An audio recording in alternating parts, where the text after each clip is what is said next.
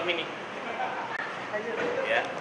Jadi nanti kita mendapatkan fotokopi ijazah terlegalisir yang sudah Bu, tidak disembunyikan lagi nih ya, berapa itu 9 ini. Seperti itu ya. Ini di waktu itu di sini diberi November kalau nggak salah, tengah November. Ini berarti yang masih yang ada disembunyikan 9 item. Sensor ini Bang. Sensor, iya. Ini waktu itu dikasih siapa Bang? Yang mereka ngasih. Nah, waktu itu ini sudah ada waktu itu. Bisa. Yang tidak disensor ada Nanti udah. ini Oh, mau nanti. nanti kan dia masuk aja ke dalam. Iya, Kan sudah iya. ini. Ya, ntar aja sebelum. Ya. mau langsung masuk atau gimana Bang Pun? Tunggu apa? Kemudian mendatang. Oh, belum. Nah, tunggu teman-teman. Siap. Ayo sini dulu.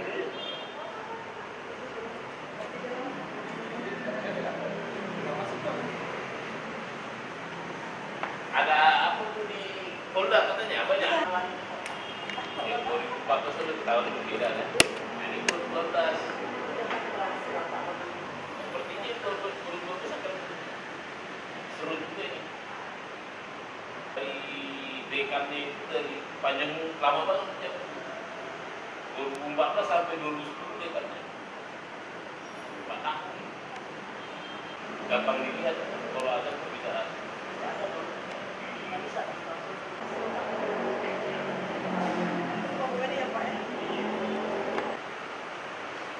Bikin kuat ya, enggak gini ya. Kalau biar kurut kan nanti sambel ya ke bawah. Iya bisa seharusnya.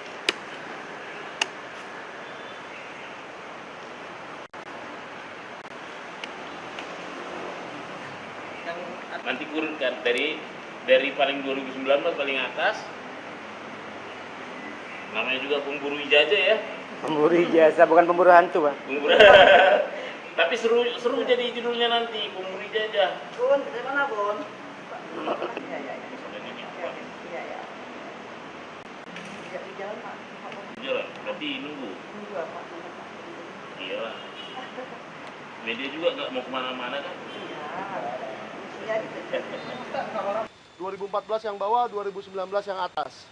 Nah, ini mengkonfirmasi temuan-temuan yang saya dapatkan dari sumber lainnya. Namun ternyata ada yang salah di sini. Jadi di sini agak berbeda dari sumber-sumber yang saya dapatkan mengenai ijazah yang digunakan 2014.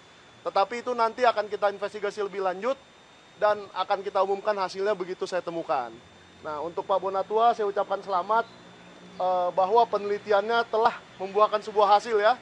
Dan nanti akan dibukukan ya Pak Bonatua. Ya. Akan dibuat menjadi sebuah buku yang semoga akan menjadi penerusnya Jokowi White Paper. Ya. Silakan Pak Bonatua untuk dijelaskan apa yang akan dilakukan Baik. sudah ini. Masih ya. Assalamualaikum, Shalom, Om Swastiastu, Namo Buddhaya, Salam Kebajikan. Maaf, pas saya ngopek nih, takut slip tang. Jadi ya selamat siang kepada rekan-rekan media ya, terutama ya saya mengucapkan selamat Hari Pers ya. Nah, jadi sekarang kan Hari Pers nih. Ya.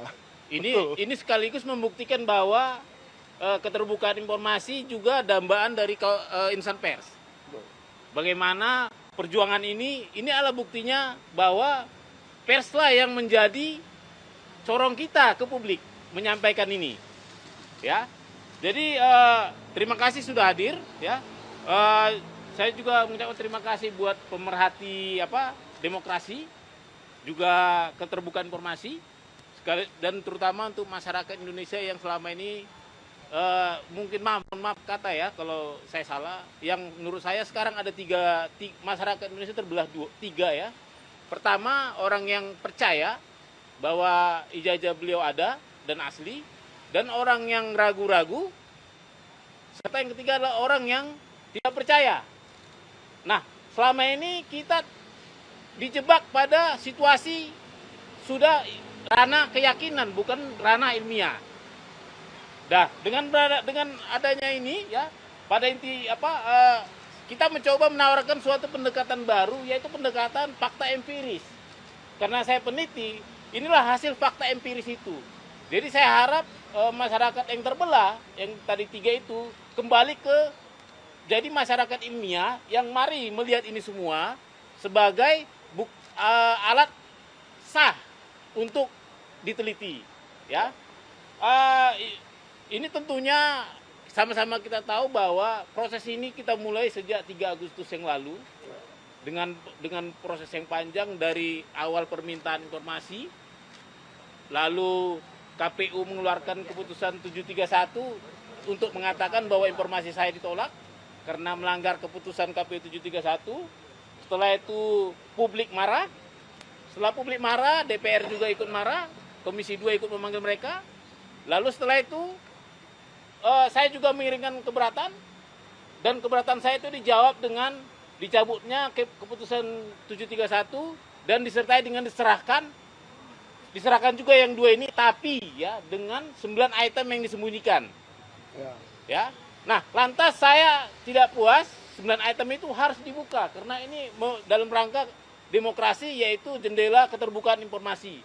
Akhirnya saya sidang sengketakan di Komisi Informasi Publik dan sampai 6 kali sidang ya sejak November ya. Akhirnya keputusan KIP mengatakan bahwa saya menang. Permintaan saya membuka 9 item diterima. Setelah itu KPU dikasih kesempatan untuk banding ke petun. Dan itu yang ternyata KPU cukup bijak, tidak mau menggunakan uang rakyat untuk melawan rakyat. Ya, dengan kata lain, terima kasih KPU ya. Artinya memang ini buktinya bahwa tak sempat saya simpan ini, selalu langsung saya kasih ke publik. Nah, dengan begitu ya, mengapa inti acara kita ini adalah menerima salinan resmi fotokopi ijazah ya. Ini saya fotokopi ijazah terlegalisir berwarna tanpa sensor. Menyambung kata Bang Mike tadi, ya. Inilah data ijazah pertama dari pintu depan KPU. Ya. Meskipun saya tahu, saya teliti banyak ijazah yang dari pintu belakang yang beredar ya. Nah, ini nanti akan kita teliti, tujuannya peneliti, mohon kita dibantu ya Pak publik. Isu ijazah ini kan sudah memecah kita jadi 2-3 kubu tadi. Nanti mari kita di medsos, di mana-mana kasih data yang benar. Ya. Yang pasti jangan sampai kita menjadi fitnah. Ya, jangan sampai kita terjebak perbuatan tidak menyenangkan, melanggar undang-undang. Kita ini bisa jadi peneliti dengan apa? Dengan data yang benar. Inilah data yang benar. Ini resmi dari KPU lembaga negara. Meskipun kalian harus ingat bahwa ini memang benar data sekunder, tapi ini belum teruji secara klarifikasi maupun autentikasi. Artinya ini masih asumsi. Jadi mari kita meneliti dengan bijak.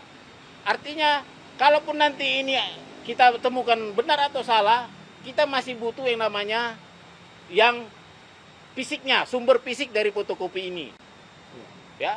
Jadi dari sini ya saya catat kita ini bisa, ini ada kelebihan dan kekurangannya dari fisik asli fotokopinya. Yang pasti yang kita minta ini kan fotokopi terlegalisir 5 tahun, 5 periode, 2005, 2010, 2012, 2014, 2019. Yang ini baru 2. Nah, yang mengikuti sepanjang zaman itu adalah legalisir ini.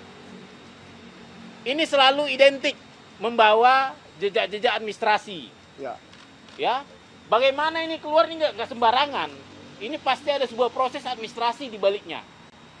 Itu bisa kita mintakan juga ke UGM. Dimulai dari siapa yang meminta, siapa yang melegesnya, siapa yang pihak KPU yang memverifikasi administrasi. Ya, itu bisa bisa jadi verifikasi validasi dokumen 5 dokumen tadi. Berikutnya kesamaannya ini dengan yang sumber fotokopinya. Saya bilang sumber fotokopi ya, saya belum berani bilang itu asli ya. Sumber fotokopinya, katakanlah asumsinya itu asli ya, adalah semogalah informasi ini ya. Jadi bayangkan bahwa dulu ada alih media, informasi ini alih media dari yang aslinya, katakan aslinya, analognya, ke fotokopi. Artinya 100% informasi ini sudah pindah. Misalnya nama, logo, foto, tanggal lahir, ya kan, tanda tangan, ini sudah 100% pindah alih media dan 100% bisa dipertanggungjawabkan jika ada yang ingin menelitinya. Misalnya tanda tangan tuh bisa teliti apa, mungkin nanti netizen ada yang Ahli tanda tangan. yang punya kebetulan dulu meleges tanggal pas di tanggal ini. Kan bisa dicek ini tanda Betul. tangannya gimana. Seperti Bang Mike tadi juga, ini kan agak beda posisinya, kok geser, ya kan? Nah, ini juga agak geser ini dengan data-data yang pernah ada. Nah, itu juga nanti akan bisa kita teliti, ya. Dan juga misalnya ada foto, ya. Foto juga kita bisa teliti, tapi khusus untuk foto dan materai, ini hati-hati. Karena apa? Foto dan ini tidak mengandung warna, ya. Walaupun katanya ini foto hitam putih, tapi mungkin kalau foto aslinya agak beda juga, nggak harus hitam putih sekali. Tapi materai juga itu kan berwarna. Meskipun bisa kita lakukan analisis tapi terbatas. Ya, tetap terbatas misalnya bentuknya. Ya. Dan seperti misalnya juga yang kita tidak bisa, kekurangan kita adalah kita tidak bisa uji dokumen fisik, uji forensik. Ya, kita tidak bisa uji usia kertas, kita tidak bisa uji usia tinta. Usia tinta. Ya, kita tidak tahu ukuran aslinya. Ini kan A4 ya. Tapi kita tidak tahu ukuran aslinya bagaimana. Itu perlu diingat. Jangan pernah kita meneliti ke wilayah itu memakai sampel ini. Supaya jangan terjadi fitnah. Saya juga tidak suka kalau nanti beliau jadi difitnah. Memang benar kita publik, tapi tentu kita juga harus punya batas, ya. Mana yang namanya meneliti dokumen publik, mana namanya melewati batas privasi. Nah, untuk itu, ya, sebagai orang yang punya tanggung jawab moral, ya, saya memutuskan membagikan ini di media sosial saya. Ya, bisa dicek di media sosial saya. Artinya kalau kalian mau meneliti, jangan pakai teliti yang dibikin orang lain. Takut saya nanti karena ada kebencian, tiba-tiba foto dirubah jadi apa gitu kan. Tanda tangan dirubah jadi apa sehingga kawan-kawan terjebak pada fitnah. Karena meneliti sampel yang tidak sekunder. Ini kan sekunder ya. Seperti itu. Jadi nanti silakan, nanti mungkin nanti malam saya akan upload ini. Nah, mari kita berdiskusi seluruh Indonesia. Kita jadikan ini diskursus publik. Semua kita dari sini mari berbicara dengan gaya peneliti. Tapi jangan sembarangan tuduh. Seperti itu. Dan yang terakhir nih saya mungkin harus mengucapkan terima kasih buat Bapak Prabowo ya, yang tetap menjaga iklim demokrasi. Kita tahu KPU ini kita ibaratkan adalah rumah demokrasi kita. Dan kita juga berterima kasih kepada KIP yang menjaga selalu supaya pintu KPU, pintu keterbukaan informasi KPU terbuka. Dan saya juga meskipun kita perjuangan yang panjang, saya juga berterima kasih ke KPU. Ya, meskipun tadi sempat menolak permintaan informasi saya, sempat mengeluarkan peraturan 731, melakukan uji konsekuensi, sempat kita bersidang susah payah, sempat juga saling bantah-membantah. Tapi itu sudah close, kita selesaikan permasalahan kita lanjut ke permasalahan bangsa yang lebih besar, yaitu bagaimana keterbukaan informasi selanjutnya. Saya rasa itu saja. Barangkali ada pertanyaan? Tetap dikasih ke Andri nggak?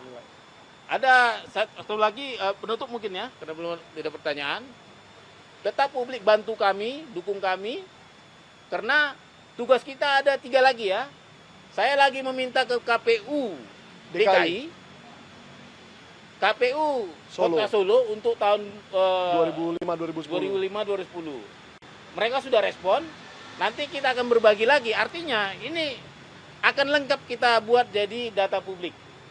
Karena ini memang saya juga di sini saya buat ini untuk penelitian. Mari kita meneliti ya secara bersama-sama. Kenapa? Publik punya hak untuk meneliti informasi publik. Ini bukan barang yang kita takutin untuk diteliti. Kenapa? Hak publik sudah dinikmati pejabat publik. Sudah sepatutnya kita publik juga mengganggu haknya. Seperti itu. Saya rasa itu aja mau tambahin Bang Mike. Ya, saya tambahin sedikit ya Pak Bona, supaya kita tidak lupa bahwa ijazah-ijazah ini sudah seharusnya diberikan kepada Arsip Nasional Ya. Republik Indonesia untuk diautentikasi supaya publik percaya bahwa ini asli. Dibawalah oleh Pak Jokowi ijazah aslinya dan KPU membawa ijazah 2 ini dan dibawa ke Arsip Nasional supaya diautentikasi menjadi asli. Karena identik itu menurut saya tidak ada gunanya. Nah, yang kedua, tolong KPU Solo dan KPU DKI Jakarta, sudahlah, kita sudahi saja sidang itu. KPU RI saja sudah memberikan, ada apa lagi yang bermasalah di sini? Berarti ini adalah data publik dan harus diberikan. Yang ketiga, jangan salah, ada satu orang lagi yang masih dipermasalahkan ijazahnya atau surat keterangannya. Kalau ini diberikan, maka Gibran Raka Buming Raka juga harus memberikan hal yang sama. Saya di sini netral, bukan menyerang siapa-siapa, tetapi kalau satu bisa diberikan, semua harus diberikan. Bahkan kelulusan akmilnya Pak Prabowo pun boleh diberikan. Jadi jangan ada yang dibilang tabu atau wah jangan karena dia masih menjabat, tidak. Menurut saya akan lebih gentle, lebih keren, lebih anak muda, lebih Gen Z kalau Pak Gibran juga memberikan hal yang sama kepada kita. Sudah, itu aja dari saya. Subscribe, share, like, and comment. Subscribe, share, like, and comment. Subscribe, share, like, and comment. Subscribe, share, like, and comment. Subscribe, share, like, and comment.